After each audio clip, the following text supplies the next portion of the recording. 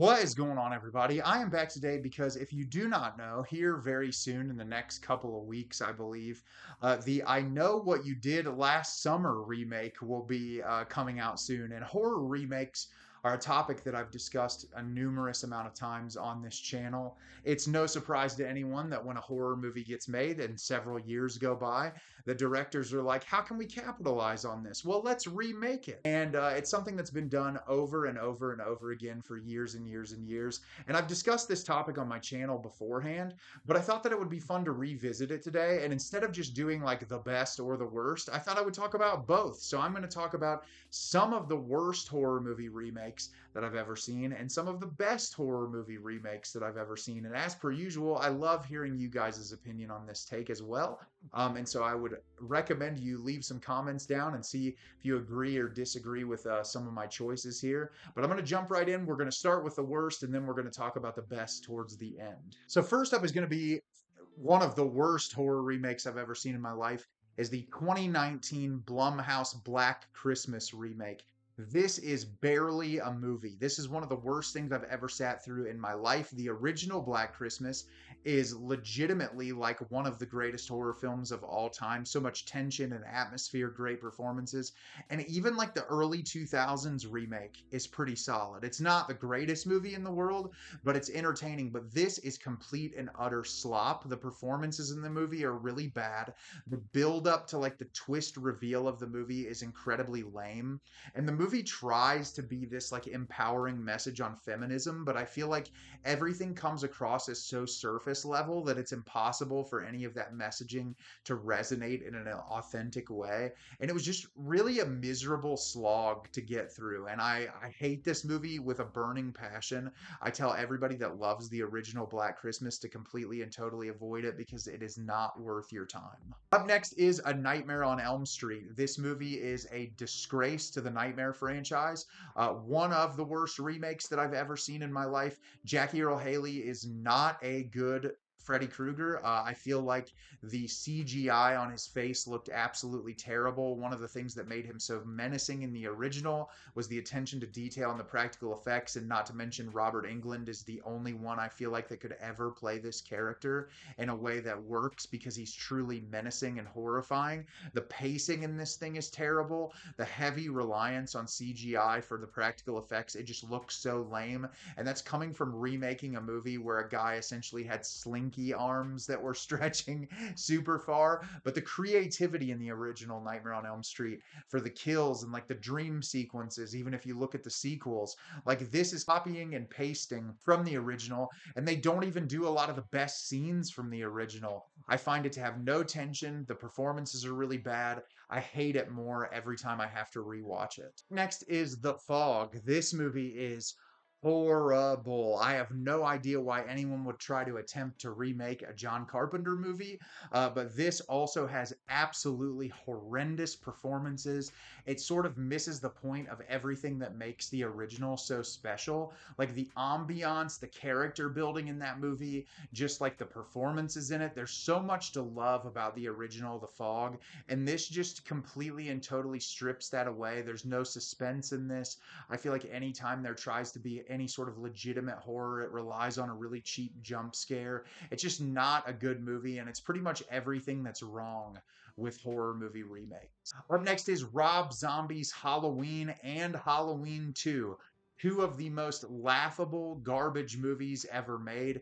Rob Zombie has no idea how to write characters. It's truly like one of the most ridiculous, hilarious things imaginable. And what I hate so much about this movie, what makes John Carpenter's original Halloween film so special, is Michael Myers is just pure evil. There's nothing to his character. He's literally the embodiment of evil, and Laurie Strode is the embodiment of good. It is a good versus evil movie. There's nothing more. There's nothing less to it. This movie tries to give him the tragic backstory where he lived in the trailer trash home and got treated awful, which, like, as a movie itself, like, if it's just that, it's fine.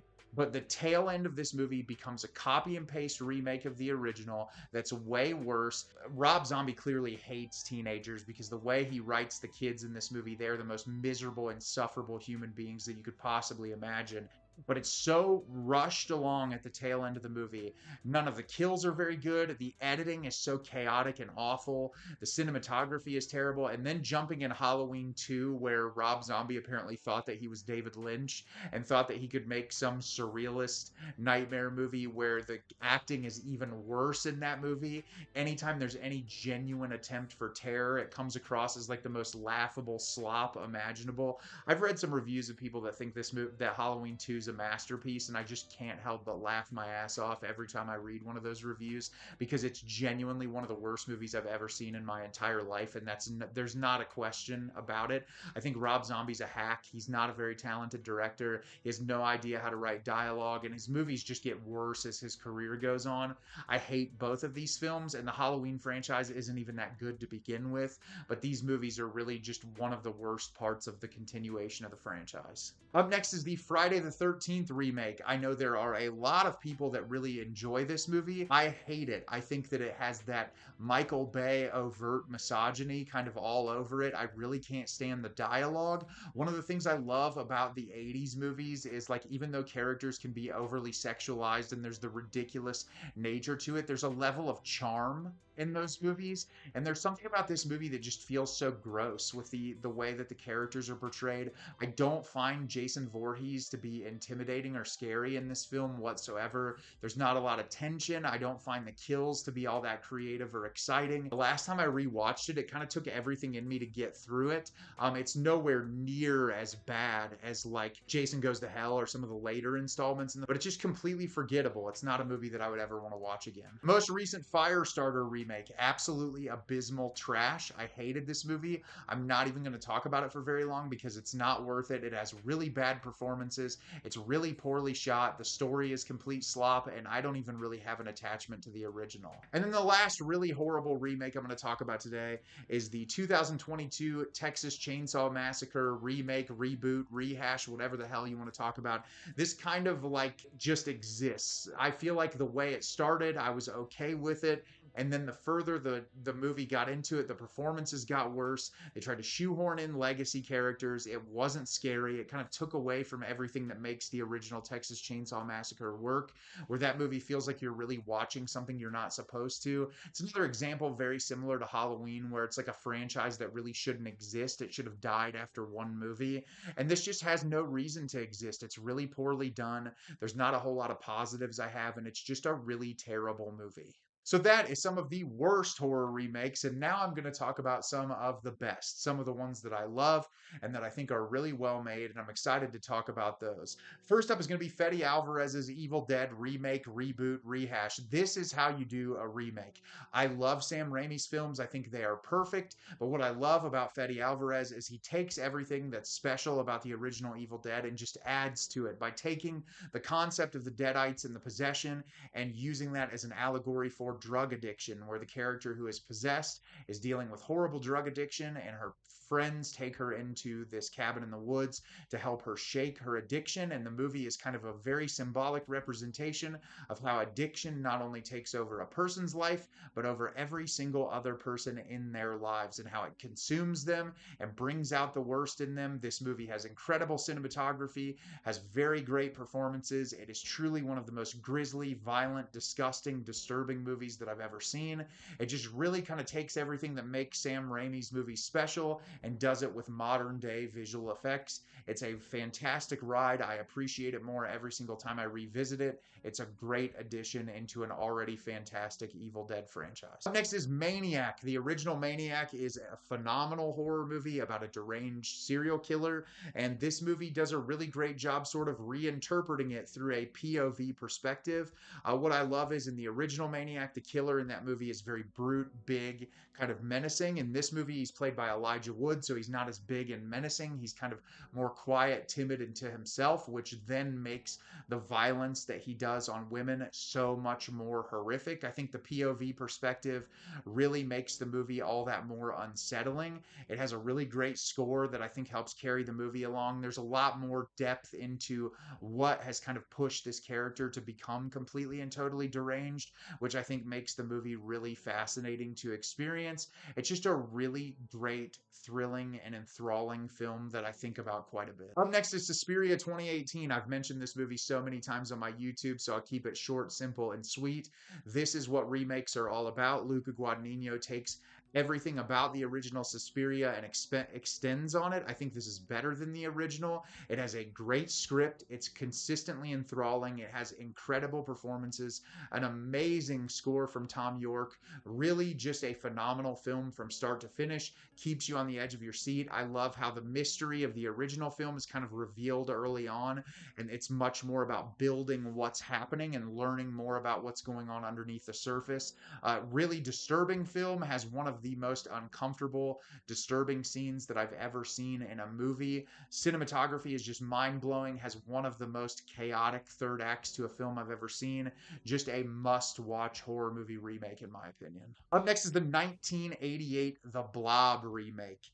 The original The Blob is whatever. I mean, it's for its time. I understand the charm surrounding it. It's kind of difficult to get through. This movie is amazing. It does such a great job with its character building. It has phenomenal practical effects. It's genuinely scary when you think about it situationally. I really love the look of The Blob. There's so many great, memorable scenes in this. I've seen some people before kind of say that it's like if a horror movie was dropped into Twin Peaks because of just how much personality each and every character in this film has. And I can agree with that. I think that's one of the things that makes it such a special watch. It's truly a phenomenal horror movie, and I always look forward to rewatching it. Up next, very recently, but I have to bring up Robert Eggers' Nosferatu. And I know some people might not say it's a direct remake, more of an interpretation, but this is one of the best horror movies I've seen in 20 years.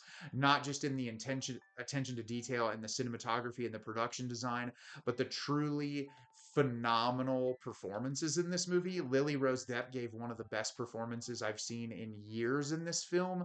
I think that the allegory of the movie for like toxicity in relationships, and also looking at it through the perspective of like women and believing women, and women kind of being pushed to the side when they're trying to be truthful and bring things out, and just the way that she's trying to let everyone in her life know about this horrible circumstances that's happening.